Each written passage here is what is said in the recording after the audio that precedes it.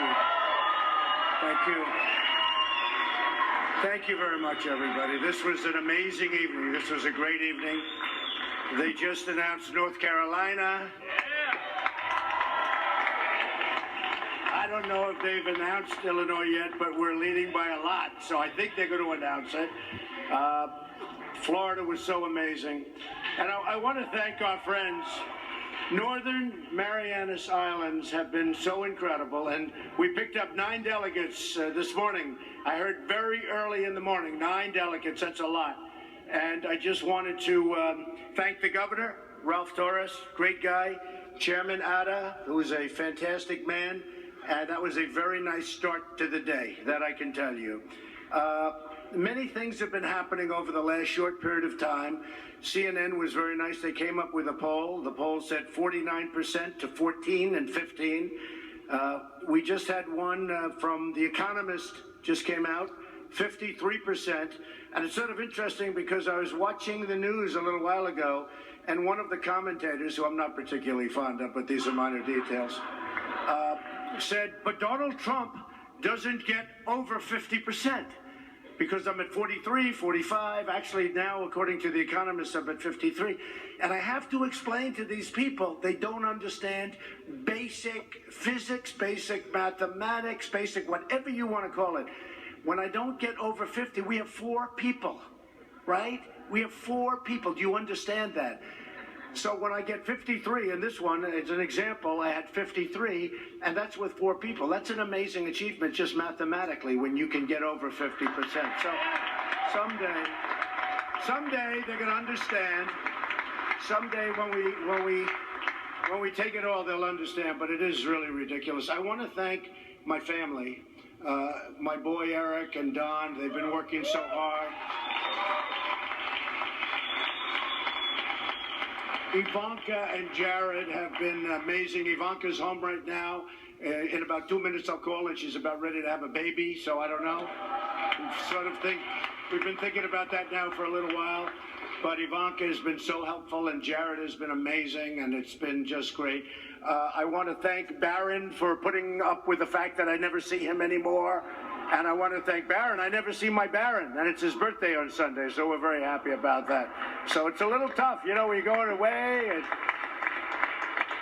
he goes, when are you going to come home, Daddy? When are you coming home? I said, well, in about 2.5 weeks. It's pretty tough.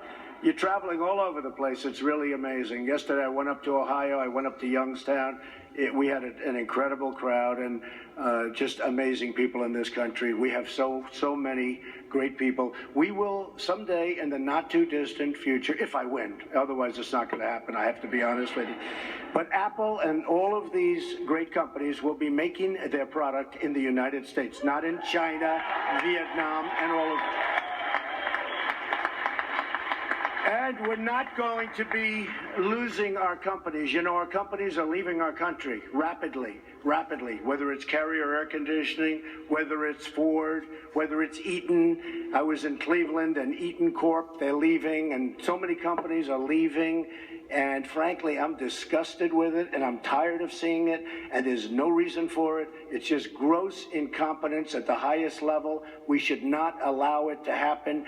Pfizer, great company, pharmaceutical company, they're going to Ireland, and there's so many more. You have corporate inversions. You have people can't get their money back into the country because the politicians can't get along. They can't make a deal.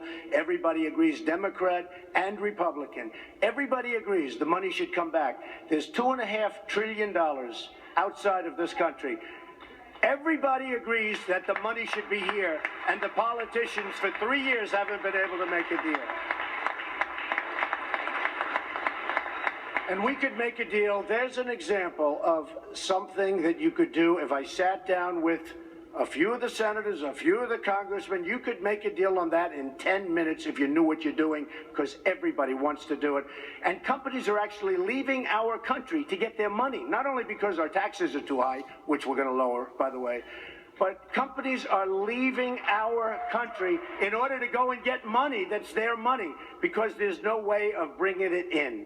So we've got a long way to go. But I think at some point it's going to get done. This has been very exciting, this whole process. We started, I was one of 17 people, senators, governors. I've had such great support.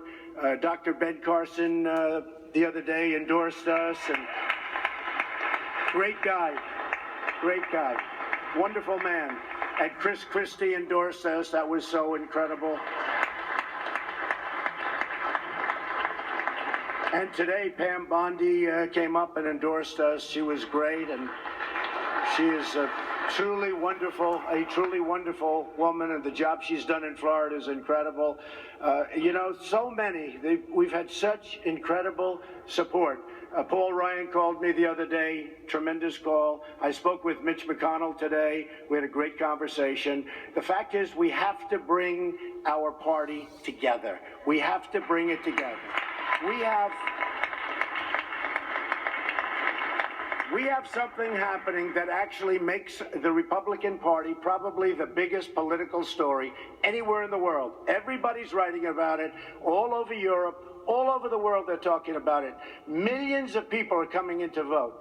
This was an example of it today. Many, many more people. I'm looking at the polling booths. I'm looking at different polling booths all around the country where it's up. And the lines are 4, 5, 6 blocks long. And one woman was in there for 40 years. She's been working the polls. And she said, we'd have 2 people here. We'd have 3 people. Now look at the line. And the line looked like it was, you know, long. It was really long. 5 deep and long. And it's just a different thing. We have a great opportunity. And the people that are voting are Democrats are coming in, independents are coming in, and very, very importantly, people that never voted before. It's an incredible thing.